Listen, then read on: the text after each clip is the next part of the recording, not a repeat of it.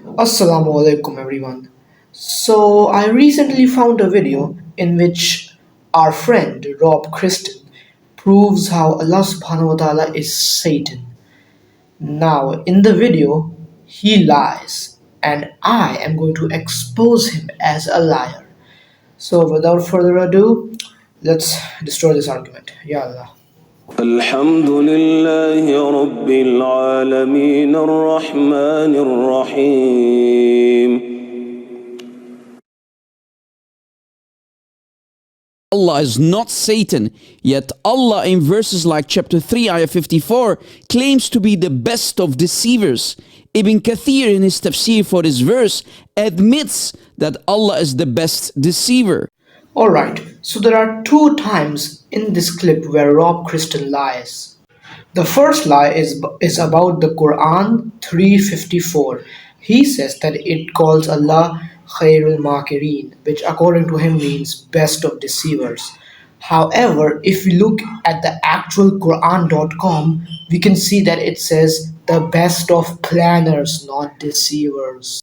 Now you might ask, oh, but Khairul Makirin means best of deceivers, right?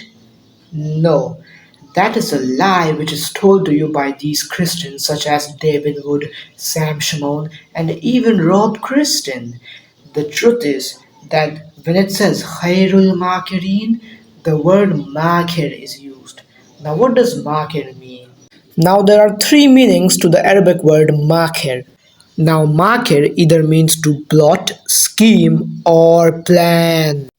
Surprise, surprise, it does not mean to deceive. Now that is the first lie that our friend Rob Kristen told. What is the second lie? Let's move on to that.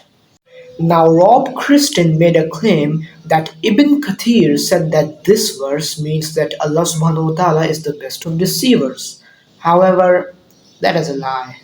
Now, our friend Rob used this to prove his point. However, nowhere over here does Ibn Kathir say that Allah subhanahu wa ta'ala is the best of deceivers. Ibn Kathir just talks about how Allah subhanahu wa ta'ala deceived the Jews into thinking they crucified Jesus. Now, I don't know about you, but I have no problem with God deceiving a group of wicked people in order to save his beloved prophet from being crucified. Now, not lots of people agree that Allah subhanahu wa ta'ala deceived those people because nowhere in the Quran does it clarify that. However, for the sake of argument, let's say that Ibn Kathir had a different viewpoint. Even then, what is the problem in this? Because still, you did not prove how Ibn Kathir say that Allah subhanahu wa ta'ala is the best of deceivers. You are a liar and I just caught you lying through your teeth. And you know it, Rob.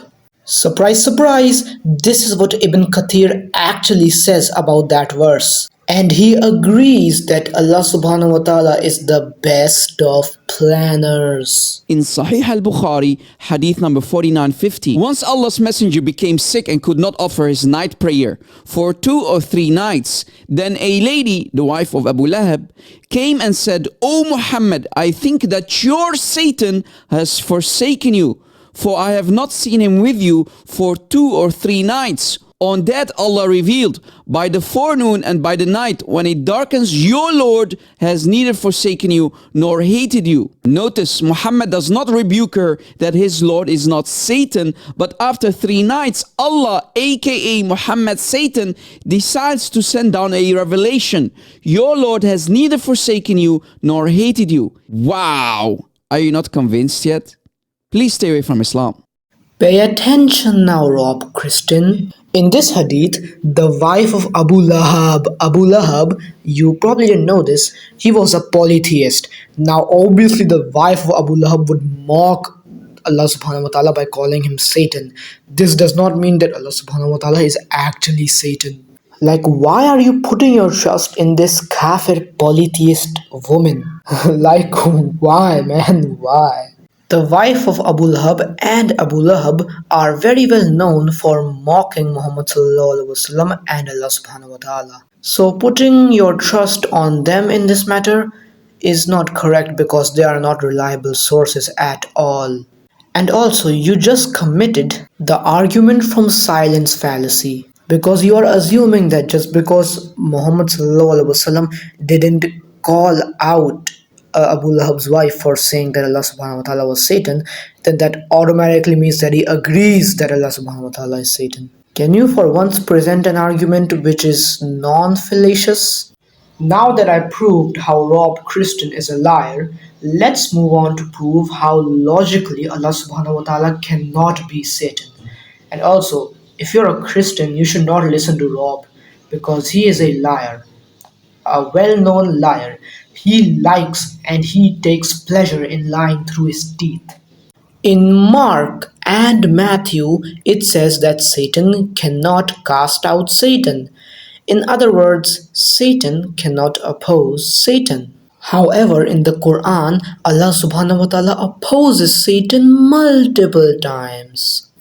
So logically, according to you, Rob, you're a Christian. Allah subhanahu wa ta'ala cannot be Satan. And also, you said you have a problem with God deceiving people, right? Well, in Second Thessalonians 2:11, God does deceive in your Bible. He sends down delusions. So, think about that, Rob. And if you're watching this, Assalamu alaikum, you fool. الحمد لله رب العالمين الرحمن الرحيم